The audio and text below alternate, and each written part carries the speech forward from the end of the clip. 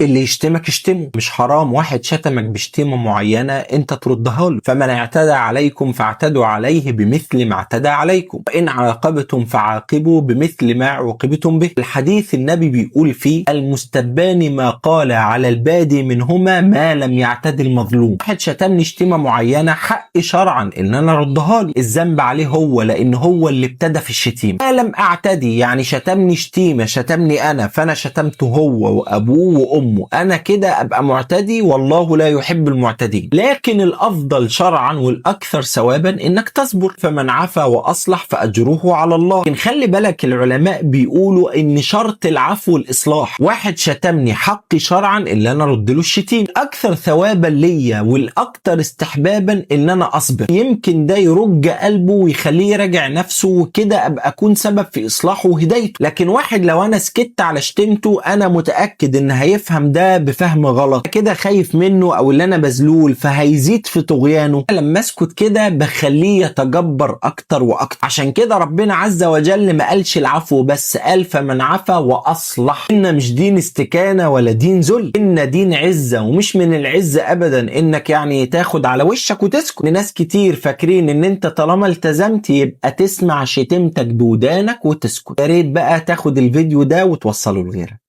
بعض الناس من باب الهزار يدخل يقول سلام عليكم بدل ما يقول السلام عليكم، او يكتب سلام عليكم. يا عم ما تكتب السلام عليكم، السلام في اللغة العربية يعني الموت، فانت لما تقول لحد سلام عليك يعني انت بتقول له الموت عليك. اللي ما يتسموش على عهد النبي كانوا يدخلوا عليه يقولوا له السلام عليك يا محمد، قصدين يدعوا عليه. النبي صلى الله عليه وسلم كان لا يزيد الا ان يقول وعليكم. انت بقى بتدعي على اخوانك المسلمين ليه بالموت؟ بتستبدل تحية الاسلام اللي هي السلام بالموت ليه؟ بتدعي على اخوانك ليه بغير وجه حق؟ وده طبعا ذنب ومحرم عند ربنا. طبعا ده دعاء علينا، فالملك بيقول لك ولك بالمثل. دعائك علينا ربنا مش هيقبله لانك معتدي وظالم، وربنا ما بيتقبلش دعوات من الظالمين المعتدين. لكن الملك لما يقول لك ولك بالمثل فبيدعي عليك بالموت، فوارد ربنا يقبل منه وانت تموت. طبعا كل ده لو انت تعرف، لكن انا عارف انك ما كنتش تعرف. لكن دلوقتي انت عرفت، اياك تكتب او تدخل على ناس تقول لهم سلام عليكم. قول زي المسلمين الحلوين ما بيقولوا، زي ما النبي علمنا السلام عليكم ورحمة الله وبركاته. يا ريت تعرف وتوصل الفيديو ده لغيرك.